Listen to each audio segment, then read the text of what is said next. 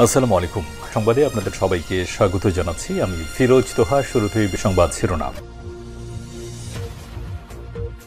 বাংলাদেশের সর্বশেষ গুরুত্বপূর্ণ আপডেট সংবাদ আপনাকে স্বাগত। শুরুতেই সংবাদ শিরোনাম, পরে বিস্তারিত। শুরুতেই জানাবো, বাংলাদেশ থেকে পাচারকৃত টাকার খোঁজে ভারতে ব্যাপক অভিযান। বাংলাদেশি নাগরিকদের কথিত অবৈধ অনুপ্রবেশের সঙ্গে সম্পর্কিত একটি অর্থ পাচারের ঘটনার তদন্তে ভারতের পশ্চিমবঙ্গ ও ঝাড়খণ্ডের একাধিক স্থানে ব্যাপক অভিযান চালিয়েছে দেশটির কেন্দ্রীয় অর্থ মন্ত্রণালয়ের তদন্তকারী সংস্থা ইডি। এরপর জানাবো, ১৩ বছরে খাজনা নেয় না ভূমি কর্মকর্তারা, রাজস্ব বঞ্চিত সরকার। পুরান ঢাকা সূত্রপুর, গ্যান্ডারিয়া, ওয়ারী, শ্যামপুর, কোতোয়ালি এবং এর আশপাশ থানাধীন এলাকায় ৩০ লক্ষাধিক মানুষের বাড়িঘর, জায়গা জমি ও পৈতৃক সম্পত্তির নামজারি করতে পারছে না, অথচ তাদের এসএ, সিএসএ, আরএসএ এবং সর্বশেষ সিটি জরিপের পর্চায় তাদের নিজের অথবা বাবা, দাদা বা পৈতৃকের নামে রেকর্ডও রয়েছে। এদিকে অন্তর্বর্তীকালীন সরকারকে নিয়ে পার্শ্ববর্তী দেশের মিডিয়াতে অপপ্রচার চালানো হচ্ছে বলে অভিযোগ করলেন তথ্য উপদেষ্টা।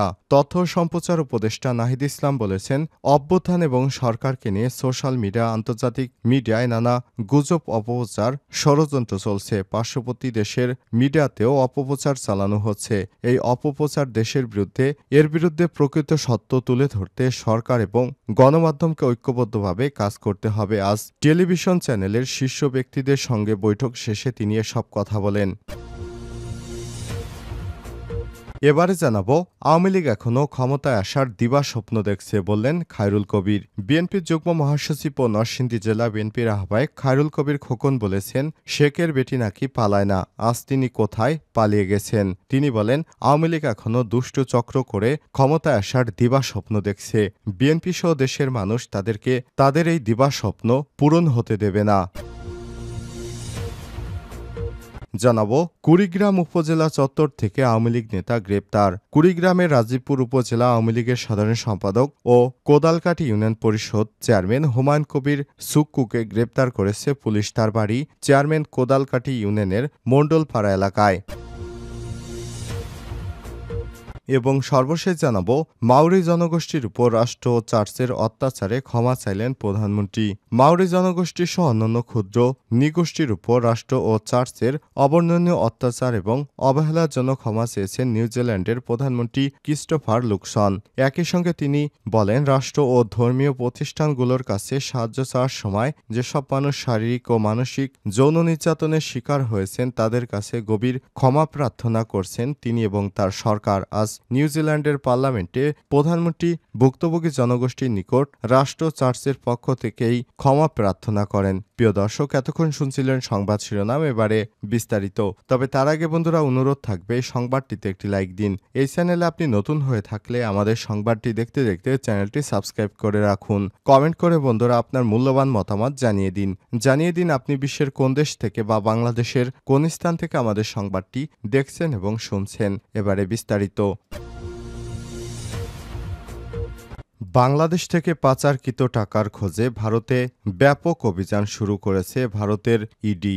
বাংলাদেশি নাগরিকদের কথিত অবৈধ অনুপ্রবেশের সঙ্গে সম্পর্কিত একটি অর্থ পাচারের ঘটনার তদন্তে ভারতের পশ্চিমবঙ্গ ও ঝাড়খণ্ডের একাধিক স্থানে ব্যাপক অভিযান চালিয়েছে দেশটির কেন্দ্রীয় অর্থ মন্ত্রণালয়ের তদন্ত সংস্থা এনফোর্সমেন্ট ডিরেক্টরেট ইডি। মঙ্গলবার রাজ্যের ১৭টি স্থানে তারা এই অভিযান পরিচালনা করে বলে জানিয়েছে ভারতীয় বার্তা সংস্থা পিটিআইয়ের বরাদ্দে এক প্রতিবেদনে সব তথ্য জানায় এনডিটিভি। খবরে বলা হয়েছে, ভারতের কেন্দ্রীয় সরকারের তদন্ত সংস্থা ঝাড়খণ্ড অফিস এই দুই প্রতিবেশী রাজ্যে মোট ১৭টি জায়গায় অভিযান পরিচালনা করে। ঝাড়খণ্ডে কিছু বাংলাদেশি নারীর অনুপ্রবেশ এবং এই পাচারের ঘটনায় সংস্থাটি গত সেপ্টেম্বরে prevention of money laundering acting PMLA এর অধীনে একটি মামলা দায়ের করেছে। ভারতীয় সংবাদ মাধ্যম বলছে, বাংলাদেশ সীমান্তবর্তী এলাকায় অবৈধভাবে অর্থ লেনদেনের অভিযোগে মঙ্গলবার একাধিক জায়গায় তল্লাশি শুরু করেছে এনফোর্সমেন্ট ডিরেক্টরেট ইডি। এই নিয়ে ঝাড়খণ্ডে একটি মামলা দায়ের হয়েছিল।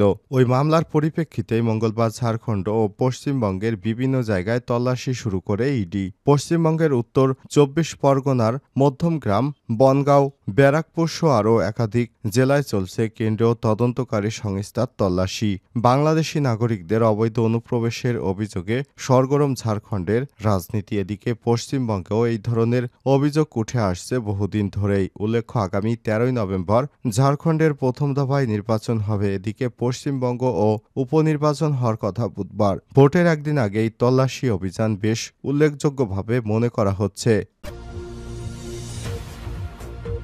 13 বছর খাজনা নেন না ভূমি কর্মকর্তারা, কোটি কোটি টাকা রাজস্ব বঞ্চিত হচ্ছে সরকার। পুরান ঢাকা সূত্রাপুর, গেন্ডারিয়া, ওয়ারী, শ্যামপুর, কোতোয়ালি এবং এর আশপাশ থানাধীন এলাকায় 30 লক্ষাধিক মানুষের বাড়িঘর ও জায়গা জমি পৈতৃক সম্পত্তির নামজারি করতে পারছে না অনেকেই, অথচ তাদের এসএ, সিএসআরএস এবং সর্বশেষ সিটি জরিপের পর্চায় তাদের নিজের অথবা বাবা দাদা বা পৈতৃকদের নামে রেকর্ডও রয়েছে। সরকার এসব এলাকায় খাজনা না নেয় বিগত 13 বছর ধরে তারা মহাবিপদ ও ভোগান্তির মধ্যে রয়েছে বলে অভিযোগ করেছে ভুক্তভোগী জনগোষ্ঠী।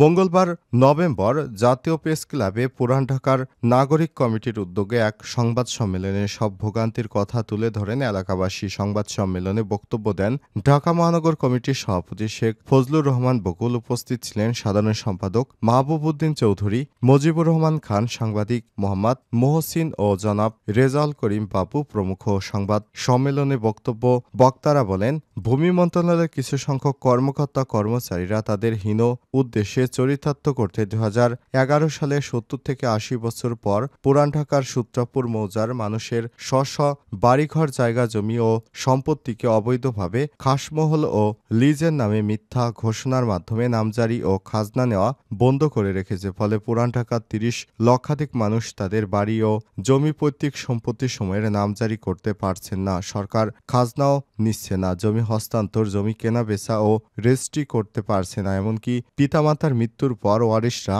বাড়িঘরের ভাগাভাগি বা বন্টননামা হেবা রেজিস্ট্রিও করতে পারছেন না। এছাড়াও রাজধানীর উন্নয়ন কর্তৃপক্ষ রাজুক কর্তৃক প্ল্যান পাসও হচ্ছে না। অভিযোগ করে তারা বলেন, ফলে ভুক্তভোগীরা নিজ জমিতে ভবন নির্মাণ করতে পারছেন না এবং ব্যাংক থেকে ঋণও নিতে পারছেন না। ফলে পুরান ঢাকার ব্যবসা বাণিজ্যর প্রসার হচ্ছে না। এতে উন্নয়নমূলক কর্মকাণ্ড চরমভাবে বাধাগ্রস্ত হচ্ছে। ভূমি নামজারি না করা এবং ভূমি উন্নয়ন কর না দেওয়ার কারণে সরকার নিজেও প্রতি বছর শত শত কোটি টাকা রাজস্ব থেকে বঞ্চিত হচ্ছেন। অন্তর্বর্তীকালীন সরকারকে নিয়ে পার্শ্ববর্তী দেশের মিডিয়াতে অপপ্রচার চালানো হচ্ছে। তথ্য সম্প্রচার উপদেষ্টা নাহিদ ইসলাম বলেছেন, গণঅভ্যুত্থান ও সরকারকে নিয়ে সোশ্যাল মিডিয়া, আন্তর্জাতিক মিডিয়ায় নানা রকম গুজব, অপপ্রচার, ষড়যন্ত্র চলছে। পার্শ্ববর্তী দেশের মিডিয়াতেও অপপ্রচার চালানো হচ্ছে। এসব অপপ্রচার দেশের বিরুদ্ধে এবং দেশের মানুষের বিরুদ্ধে। প্রকৃত সত্য তুলে ধরতে সরকার এবং গণমাধ্যমকে ঐক্যবদ্ধভাবে কাজ করতে হবে। আজ 12 নভেম্বর টেলিভিশন চ্যানেলের শীর্ষ কর্মকর্তাদের সঙ্গে বৈঠক শেষে তিনি এসব কথা বলেন। নাহিদ ইসলাম বলেন, টেলিভিশন চ্যানেলের শীর্ষ ব্যক্তিদের সঙ্গে খোলামেলা প্রাঞ্জল আলোচনা হয়েছে। সকলেও বিভিন্ন বাংলা ইত্যাদি বিষয় নিয়ে কথা বলেছেন।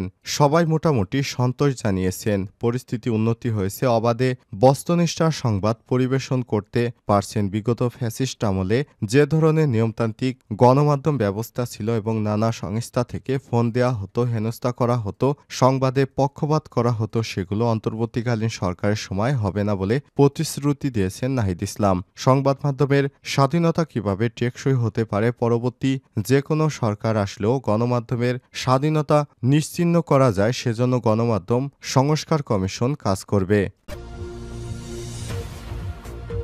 আওয়ামী লীগ এখনও ক্ষমতায় আসার দিবাস্বপ্ন দেখছে, খায়রুল কবির। বিএনপির যুগ্ম মহাসচিব ও নরসিংদী জেলা বিএনপির আহ্বায়ক খায়রুল কবির খোকন বলেছেন, শেখের বেটি নাকি পালায় না। আজ তিনি কোথায়? দলের নেতাকর্মীদের রেখে হাসিনা পালালেও তাদের দোসরেরা এখনও পালায়নি। তারা এখনও দিবাস্বপ্ন দেখছে। ক্ষমতায় আসার জন্য সবাই সতর্ক থাকুন। বাংলাদেশে যেন আর কোনো দিন মাফিয়া সরকার ক্ষমতা আসতে না পারে। তিনি আরও বলেন, 16 বছর শ্বাসরুদ্ধকর ভয়ভীতি দেখিয়ে বিএনপিকে কোণঠাসা করার করার পাশাপাশি ধ্বংস করার চেষ্টা করেছিল শেখ হাসিনা। ছাত্র জনতার আন্দোলনে দেশে পুনরায় কথা বলার সুযোগ তৈরি হয়েছে, তাই দ্রুত সময়ে একটি স্বাধীন নির্বাচন কমিশনের মাধ্যমে সুষ্ঠু নির্বাচনের রোডম্যাপ দিয়ে জনগণের কাছে ক্ষমতা হস্তান্তর করুন। মঙ্গলবার 12 নভেম্বর বিকেলে নরসিংদী রায়পুরা উপজেলা শ্রীনগর ইউনিয়নের সায়দাবাদ উচ্চ বিদ্যালয় মাঠে আয়োজিত সুলতান উদ্দিন মাস্টার সিটি ফুটবল টুর্নামেন্টের পুরস্কার বিতরণী অনুষ্ঠানে তিনি এসব কথা বলেন।